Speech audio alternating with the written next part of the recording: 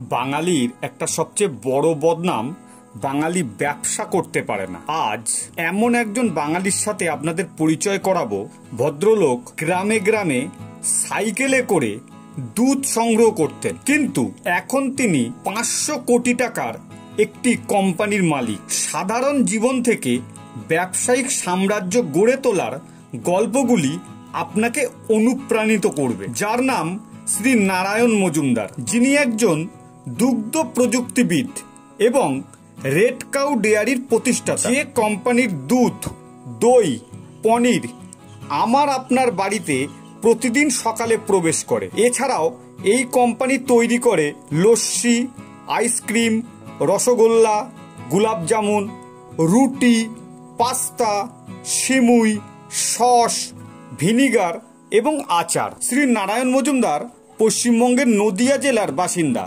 তার শৈশবকাল ছিল সরলতা এবং কঠোর পরিশ্রমের দ্বারা চিহ্নিত। সবুজের সাথে গ্রাম্য পরিবেশে তিনি বেড়ে উঠেছেন।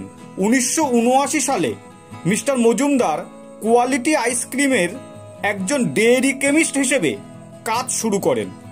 এই শিল্পে প্রবেশই তার ভবিষ্যতের প্রচেষ্টার ভিত্তি স্থাপন করে। 1980 থেকে 1995 সাল পর্যন্ত মাদার ডেয়ারি কলকাতার মান নিয়ন্ত্রণ কর্মকর্তা হিসেবে এবং কলকাতার থ্যাক্কার ডেয়ারির প্রোডাক্টের পরামর্শদাতা হিসেবে দায়িত্ব পালন করেন। 1997 সালে তিনি রেড কাউ ডেয়ারি প্রতিষ্ঠা করেন। তার উদ্যোগের প্রথম দিনগুলি কিন্তু খুব সহজ ছিল না, ছিল বেশ কঠিন। সাইকেল নিয়ে গ্রামে গ্রামে দুধ সংগ্রহ করতে বেরোতেন।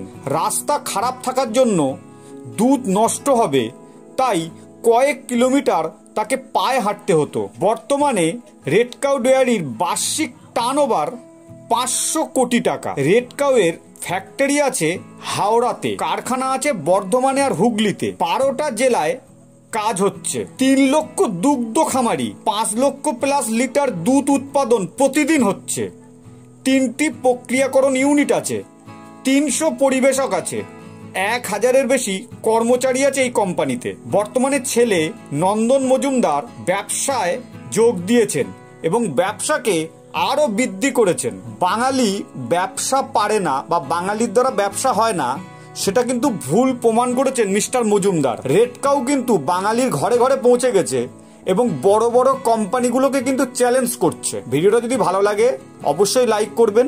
আপনি কি রেড কাউ কোনো প্রোডাক্ট খেয়েছেন? আপনার কেমন লেগেছে অবশ্যই কিন্তু কমেন্টস করে জানাতে পারেন। ভিডিওটা যদি ভালো লাগে লাইক করবেন। ধন্যবাদ, সাথে থাকবেন।